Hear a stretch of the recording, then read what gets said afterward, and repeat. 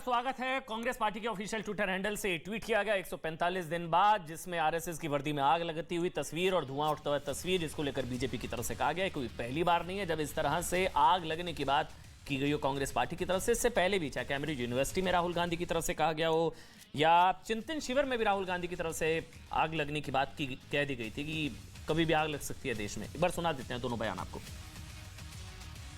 The BJP has spread kerosene all over the country. You need one spark and we'll be in big trouble.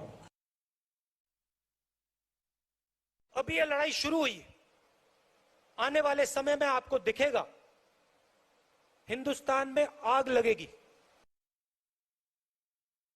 और यही नहीं, अभी किसान आंदोलन के समय भी ये कहा गया था कि अगर किसान कृषि कानून को समझ गए तो आग लगेगी। कैम्ब्रिज यूनिवर्सिटी में कहा कि पूरे भारत में केरोसिन छिड़के बस एक माचिस की जरूरत है, आग लगेगी। चिंतन शिविर में कहा अभी ये लड़ाई शुरू हुई, आने वाले समय में आपको दिखेगा कि आने वाले समय में आग लगेगी। किसान आंदोलन के समय में कहा गया आग लगेगी। अब ये आग लगती वाली तस्वीर जो है वो सामने जारी की गई है। संबित, ये भी कहा जाता है कि आग नहीं, दरअसल आग को लेकर आगाह करते हैं देश को कि ये हो सकता है, सचेत रहे। संबित, ये कोइंसिडेंस है इतने एक साथ चार। देखिए अमन जी, मुझे तो आज इस डिबेट के दौरान भी आश्चर्य हुआ। स्मृति ईरानी जी के विषय में जिक्र करते हुए कांग्रेस की प्रवक्ता ने कहा कि झूठ को इसी प्रकार से आग में जला देना चाहिए। आप सोचिए, किसी महिला के लिए यह कहना कि उसको आग में जला देना चाहिए और झूठ को आग में, आप तो प्यार की राजनीति करने वाले लोग थे, किसी को आग में जलाने की बात कैसे की जा सकती है?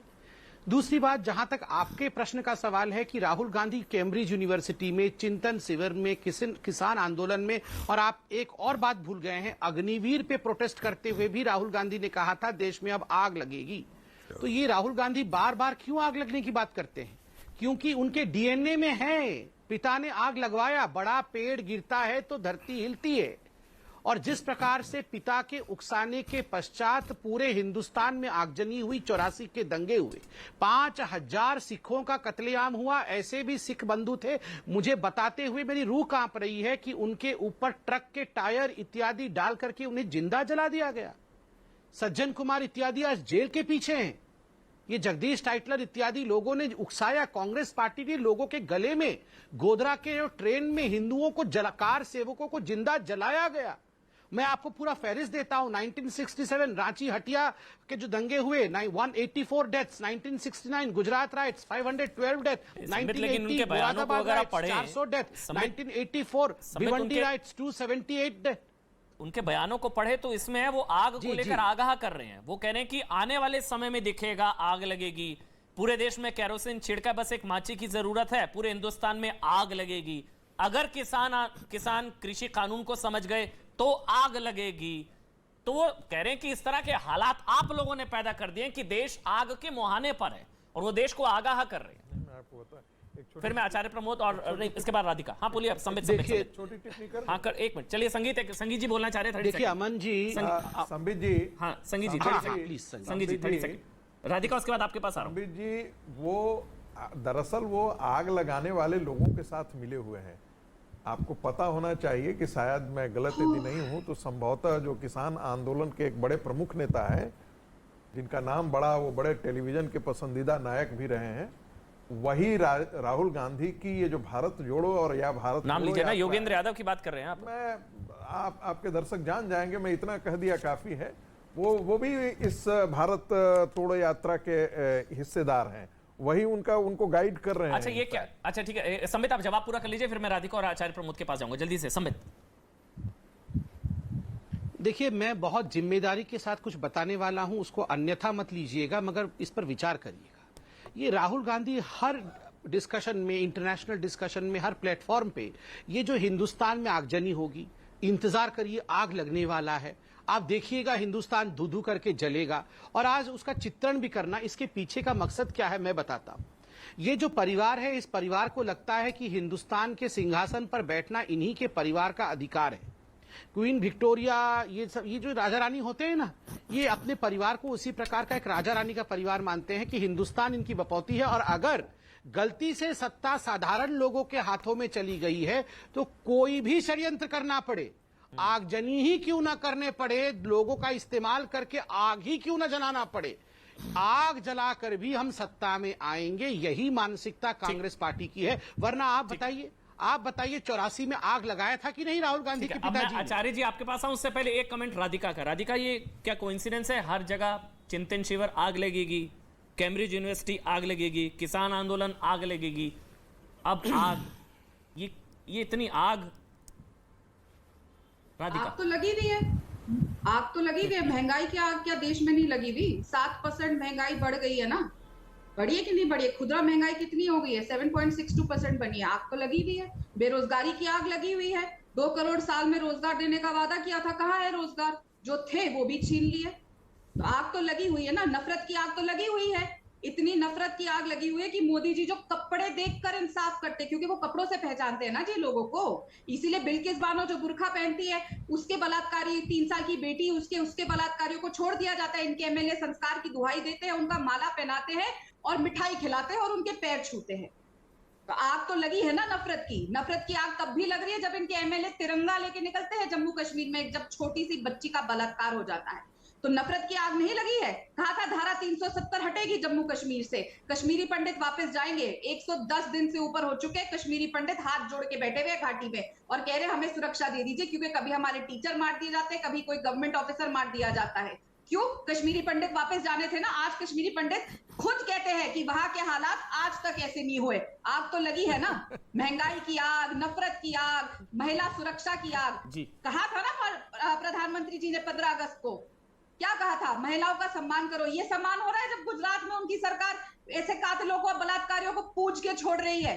आग तो लगी है। और नफरत की आग, झूठ बोलने की आग। और मैं फिर बोल दूं, संबित पात्रा, जो मैंने कहा था कि स्मृति ईरानी जिस प्रकार का झूठ बोलती हो, इस देश में से तो झूठ को जला के फेंक देना चाहिए, क्योंकि ये गांधी जी का देश है, ये सरदार वल्लभ भाई पटेल का देश है, ये नेहरू जी का देश है, ये नेताजी सुभाष चंद्र बोस जी का देश है।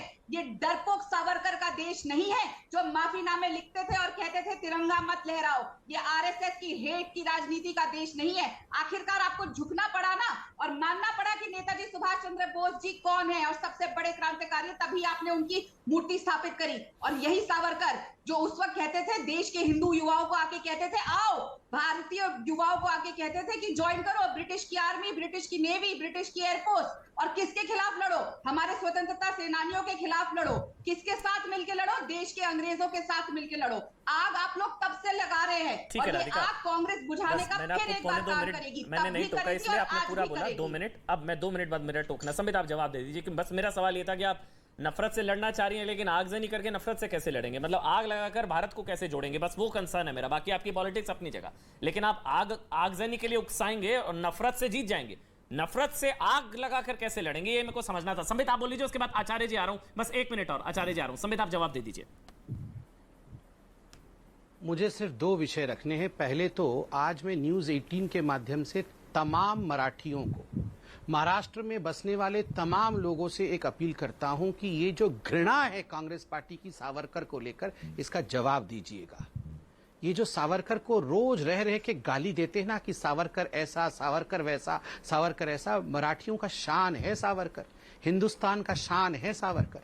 और कसम है मराठियों आपको, अगर कांग्रेस पार्टी ने जिस प्रकार पानी पी पीकर सावरकर को कोसा है, अगर कांग्रेस को आपने लोकतांत्रिक तरीके से सबक नहीं सिखाया, तो ये कांग्रेस मराठियों के स्वाभिमान के साथ खिलवाड़ करेगी, खिलवाड़। नंबर 1। नंबर 2, इन्होंने कहा कि जिन जिन लोगों ने झूठ बोला है उनको जला करके समाप्त कर देना चाहिए। मैंने ऐसा कुछ नहीं कहा। के लिए कहा कि जला के झूठ को समाप्त करना है। मैंने ऐसा कुछ नहीं कहा। जला के समाप्त, झूठ मत बोलो। ये पहले तो इनको रोकिए जरा, ये इसको चिल्लाने से आप रोकिए जरा, ये शांति से, ये तो प्यार की राजनीति करने आए थे, ये क्या चिल्ला रहे हैं? आप अपनी टर्न पर बोलिएगा राधिका, आप अपनी टर्न पर करेक्ट करिएगा। शांति, प्यार, प्यार, प्यार, प्यार, शांति और प्यार से राजनीति करिए। नफरत की राजनीति को छोड़ दीजिए, नफरत की राजनीति छोड़ दीजिए बहना, प्यार की राजनीति। अमन जी, चलो अमन भाई जरा इनको शांत तो करिए। आप अपना बयान अपनी टाइम पर बताइएगा। उन्होंने झूठ को आग लगाने की बात करी थी ना, आग लग गई है, झूठ को आग लगा दो, झूठ को आग लगा दो। समझ नहीं सकते सकते संबित पात्रा वही को बोलने झूठ की पे ही आग जरूरत लगाने की ऐसे बात टाइम कर वेस्ट रहा होगा, हूँ। आचार्य जी के पास जाना है बस, ठीक है। मैंने क्या कहा? राधिका, प्लीज राधिका, एक एक करके बोलेंगे। आपके टर्न पे वो बिल्कुल नहीं बोले हैं, आपकी टर्न पर बिल्कुल चुपचाप बैठे थे, वो अपनी अपनी टर्न पर बोलेंगे, हम अच्छा हाँ, पर मैंने लगेगा। प्लीज इनके कहे हुए शब्द भाई, उल्टे आपने भी नहीं तो 10 बोले। बातें बोली ना, वो चुपचाप बैठे रहना। गलत शांत quote कर आपने भी रहे तो हैं। 10 बातें बोली, वो चुपचाप बैठे रहना। ये राधिका मुझे गलत प्लीज, quote नहीं कर सकते। आप मैं अपनी फैक्ट बात पर पे बताइएगा, करती हूँ, अपनी संबित टर्न पर। पात्रा टाइम की वेस्ट हो रहा है, मानवीय प्लीज बस। फैक्ट्री की संबित बातों पे बात नहीं करती। मैं प्लीज। झूठी संबित पात्रा नहीं हूँ। चलिए, हाँ ठीक है, ठीक है। सच बोलने की देखिए, हिम्मत ये रखो इस प्रकार संबित से पात्रा। चिल्लाना संबित, यहाँ संबित। नेशनल आप टेलीविजन शांति में से 2 नफरत मिनट में तुमने चलिए झूठ छोड़िए बोल जरा दिया। ये। यही तो हम बोलते हैं, तुम चिल्लाने लोग से कुछ झूठे नहीं हो। होगा, बेचारे झूठी संग रहे, राहुल विचारधारा गांधी हो, विधायक, इनको झूठे लीडरशिप में DNA ऐसे के लोग चिल्लाते हो। रहेंगे।